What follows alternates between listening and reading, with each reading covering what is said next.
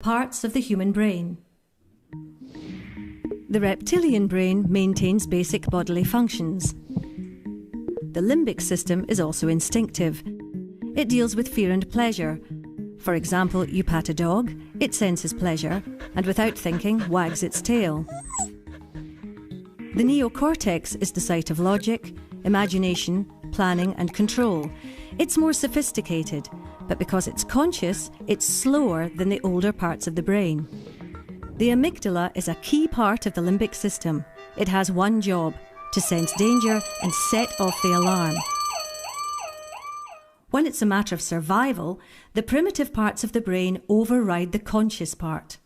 There are three possible survival responses: fight, flight, or the one that people don't think of, freeze.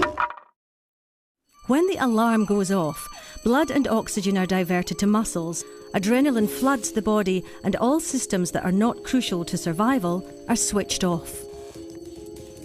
Normally, the job of the hippocampus is to file memories so you can retrieve them later, but in times of danger, it stops filing memories, which makes it harder to gather evidence later on. Instead, the hippocampus switches to pumping cortisol. What's useful about cortisol is it stops us feeling pain, so we can focus on survival. Can anyone give me an example? A farming accident where a man carried his own arm for a mile without feeling any pain? Yes, excellent example. It is an evolutionary safety mechanism which is fast and instinctive.